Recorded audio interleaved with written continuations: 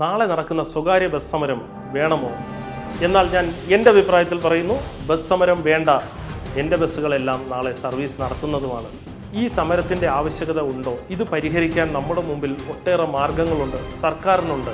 കേരളത്തിലെ സ്വകാര്യ ബസ് സംഘടനകളോടും സംഘടനാ നേതാക്കളോടും എല്ലാ ബസ് ഉടമകളോടും പറയുന്നത്, നിങ്ങൾക്കുള്ള അതേ പ്രശ്നങ്ങളിവിടെ എനിക്കുണ്ട്. ഈ വിദ്യാർത്ഥികളെ നമുക്ക് സൗജന്യമായി നമ്മുടെ ബസ്സുകളിൽ കൊണ്ടുപോകാൻ സാധിക്കും.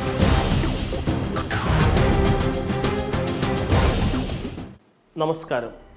നാളെ ജൂലൈ 8 കേരളത്തിലെ സ്വകാര്യ ബസ്സുകൾ സൂചനാ മിന്നൽ പണിമുടക്ക് നടത്തുന്നു. എന്തിനാണ് ഇവർ സൂചനാ മിന്നൽ പണിമുടക്ക് നടത്തുന്നത്? ഈ സമരം നമുക്ക് ആവശ്യമാണോ? എന്നാൽ ഞാൻ പറയും, ഈ സമരം ആവശ്യമില്ല. നാളത്തെ സമരത്തിൽ വരുന്ന പ്രധാന 3 കാരണങ്ങൾ: 1, തൊഴിലാളികളുടെ PCC ക്ലിയറൻസ്; 2, വിദ്യാർത്ഥികളുടെ ST കൺസെഷൻ വർദ്ധിപ്പിക്കുക; 3-ാമത്തെ കാര്യം 140-ന് മുകളിലോട്ടുള്ള പെർമിറ്റുകൾ പുതുക്കി നൽകുക എന്നതാണ് കേരളത്തിലെ ബസ് സംഘടനകൾ ആവശ്യപ്പെട്ടിരിക്കുന്ന പ്രധാനപ്പെട്ട 3 കാരണങ്ങൾ. എന്നാൽ ഞാൻ എൻ്റേതായിട്ടുള്ള നിലയിൽ പറയുകയാണ്, ഈ സൂചനാ സമരം നമുക്ക് ആവശ്യമില്ല. ഈ സമരം നടത്താൻ പാടില്ല. ഇനി ഒരു കാര്യം മനസ്സിലാക്കുക, ഞാനും ഒരു ബസ് ഓപ്പറേറ്ററാണ്. നിങ്ങളെല്ലാവരും അനുഭവിക്കുന്നത് ഞാനും അനുഭവിക്കുന്ന ഒരു കാര്യം തന്നെയാണ്. STയുടെ വിഷയം എനിക്കും എൻ്റെ സർവീസിനെയും STയുടെ വിഷയങ്ങൾ ബാധിക്കുന്നുണ്ട്. അതുപോലെ തന്നെ ഇതിൽ അവസാനമായിട്ടൊരു കാര്യം പറഞ്ഞിട്ടുണ്ട്, ഈ ചെല്ലാൻ്റെ കേസിലൊക്കെ എനിക്ക് ഒതുക്കിയിട്ടിരുന്ന വാഹനത്തിന് ആറ്റിങ്ങൽ RTO മഹേഷിൻ്റെ നേതൃത്വത്തിൽ വന്ന് ഫൈൻ അടിച്ചിട്ട് പോയതൊക്കെയാണ്. അതൊക്കെ അവിടെ നിൽക്കട്ടെ. സംഘടനകൾ ഉന്നയിച്ചിരിക്കുന്ന ഈ 3 കാര്യങ്ങളാണ്. അതിൽ വിദ്യാർത്ഥികളുടെ ST എന്ന് പറയുന്നത് ഇനിയും കൂട്ടിയാൽ അത് വിദ്യാർത്ഥികൾക്കും മാതാപിതാക്കൾക്കും ഒക്കെ ഒരു ബാധ്യതയാണ്. നമ്മുടെ സ്വകാര്യ ബസ് എന്ന് പറയുന്നത് സാധാരണക്കാരായ വിദ്യാർത്ഥികളുടെ ഒരു യാത്രാ മാർഗമാണ്. അത്യാവശ്യം മിഡിൽ ക്ലാസ്സും കൂലിപ്പണിക്കാർ വരെ ഇന്ന് സർക്കാർ ഇതര പ്രൈവറ്റ് സ്കൂളുകളിൽ വിദ്യാർത്ഥികളെ ഭീമമായ തുക ബസ് ചാർജ് കൊടുത്തു വിടുമ്പോൾ നമ്മുടെ ബസ്സുകളിൽ വരുന്ന വിദ്യാർത്ഥികളുടെ അവസ്ഥ നമ്മൾ മനസ്സിലാക്കുക. ഞാനും എല്ലാവരെയും പോലെ ഈ പ്രശ്നങ്ങൾ നേരിടുന്ന ഒരാളാണ്. നമുക്കതിലേക്ക് അവസാനമായി വരാം. ഇനി എനിക്ക് പറയാനുള്ളത് PCC ക്ലിയറൻസ്. PCC സർട്ടിഫിക്കറ്റ് കേരളത്തിലെ സ്വകാര്യ ബസ് മേഖലയിൽ നടപ്പാക്കുന്നതിനോട് 100% യോജിപ്പ് എനിക്കുണ്ട്. പക്ഷേ സ്വകാര്യ ബസ്സിലൊന്നല്ല, എല്ലാ ഡിപ്പാർട്ട്മെൻറ്റിലും, മന്ത്രിതലങ്ങൾ തൊട്ട് തുടങ്ങി എല്ലാ ഓഫീസുകളിലും എല്ലാ സ്ഥാപനങ്ങളിലും PCC ക്ലിയറൻസ് കൃത്യമായി വെക്കുക. അങ്ങനെ ഒരു നിയമം ഉണ്ടാക്കിയതിന് ശേഷം മാത്രം സ്വകാര്യ ബസ്സുകളിലും സ്വകാര്യ ബസ് സ്റ്റാഫുകളിലേക്കും അത് അടിച്ചേൽപ്പിക്കുക. അല്ലാതെ സ്വകാര്യ ബസ് തൊഴിലാളികൾക്ക് മാത്രം PCC എന്നൊരു നിയമത്തിനോട് 100% എനിക്ക് യോജിക്കാൻ സാധ്യമല്ല.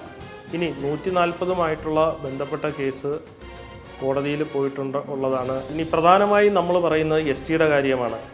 ST എന്നുള്ളത് ജസ്റ്റിസ് രാമചന്ദ്രൻ കമ്മിറ്റി ഇതിനെക്കുറിച്ച് പഠനം നടത്തുകയും കഴിഞ്ഞ 6-7 വർഷങ്ങൾക്ക് മുമ്പ് ജസ്റ്റിസ് രാമചന്ദ്രൻ കമ്മിറ്റി STയെക്കുറിച്ച് പഠനം നടത്തുകയും ST വർദ്ധിപ്പിക്കേണ്ട സാഹചര്യം കഴിഞ്ഞു എന്നും 100% നിലവിലെ STയുടെ നിരക്ക് എത്രയാണോ അതിൻ്റെ 100% ST വർദ്ധിപ്പിക്കണമെന്ന് രാമചന്ദ്രൻ കമ്മിറ്റി റിപ്പോർട്ട് സമർപ്പിച്ചതുമാകുന്നു. ഇനി ഈ ഒരു സാഹചര്യത്തിൽ എനിക്ക് പറയാനുള്ളത്, നമ്മുടെ സർക്കാർ വിചാരിച്ചാൽ ST വർധനവിൻ്റെ ആവശ്യമില്ല.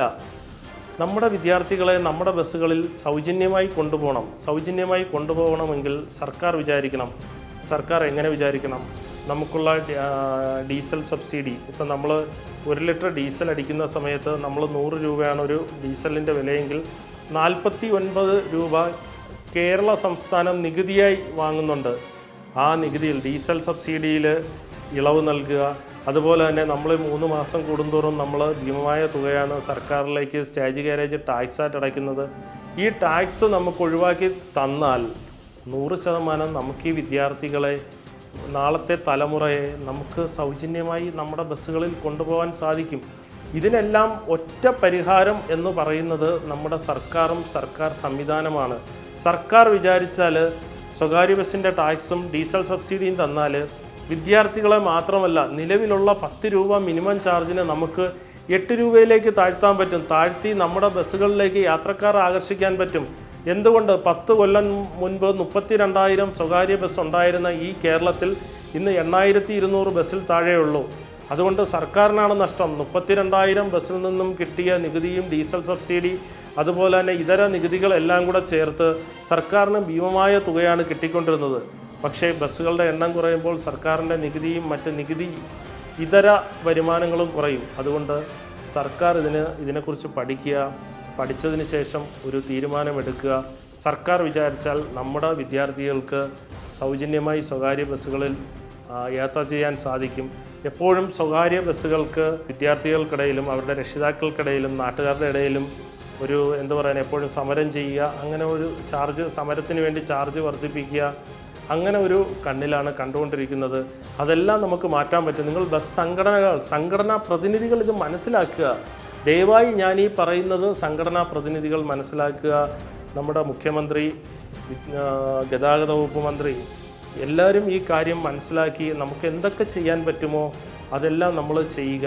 നമ്മുടെ ജനകീയ സർക്കാർ വിചാരിച്ചാൽ നമുക്ക് 100% ഇതിനൊരു പരിഹാരം ഉണ്ടാക്കാൻ സാധിക്കും. കേരളത്തിലെ സ്വകാര്യ ബസ് സംഘടനകളോടും സംഘടനാ നേതാക്കളോടും എല്ലാ ബസ് ഉടമകളോടും പറയുന്നത്, നിങ്ങൾക്കുള്ള അതേ പ്രശ്നങ്ങളിവിടെ എനിക്കുണ്ട്, ഞാൻ അനുഭവിക്കുന്നുണ്ട്, എനിക്ക് എല്ലാ കാര്യങ്ങളും അറിയാം. പക്ഷേ നമ്മൾ അർത്ഥമില്ലാത്തൊരു സമരം ചെയ്തിട്ട് നമ്മൾ സർക്കാരിൻ്റെ മുമ്പിലും വിദ്യാർത്ഥികളുടെ മുമ്പിലും നാട്ടുകാരുടെ മുമ്പിലും യാത്രക്കാരുടെ മുമ്പിലും ഒരു പരിഹാസ കഥാപാത്രവും ഒരു വില്ലൻ കഥാപാത്രവും എന്തിനാകുന്നു? നമ്മുടെ സർക്കാരിൻ്റെ മുമ്പിൽ ഇതിന് കൃത്യമായി പരിഹാരമുണ്ട്. നമ്മൾ സർക്കാരിനെ സമീപിക്കുക.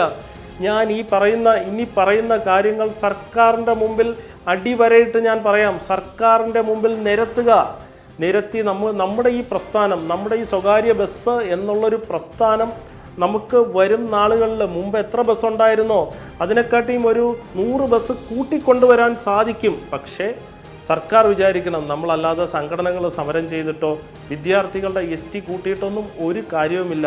പ്രധാനമായും 2 കാര്യങ്ങൾ. ഒന്ന്, സർക്കാർ പൂർണ്ണമായും സ്വകാര്യ ബസ്സിൻ്റെ നികുതി ഇളവ് അനുവദിക്കുക.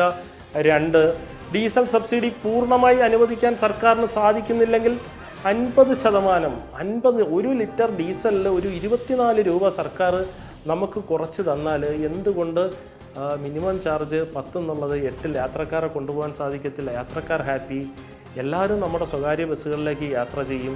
ഇങ്ങനെ ഒരു നല്ലൊരു നാളെ, സ്വകാര്യ ബസ്സിൻ്റെ നല്ലൊരു നാളെയെ സ്വപ്നം കാണുകയാണെങ്കിൽ ഞാൻ ഈ പറയുന്ന കാര്യങ്ങൾ എല്ലാവരും ശ്രദ്ധയോടുകൂടി കേൾക്കുക. എന്തുകൊണ്ട് ഇത്തരം പരിഹാര മാർഗങ്ങൾ ഞാനും ബസ്സുടമയായ ഞാനും നിങ്ങളും നമ്മുടെ ബസ് സംഘടനകളും എന്തുകൊണ്ട് അതിനെക്കുറിച്ച് ചിന്തിക്കുന്നില്ല?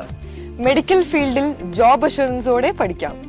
Mother Teresa group of educational institutions, Trivandrum.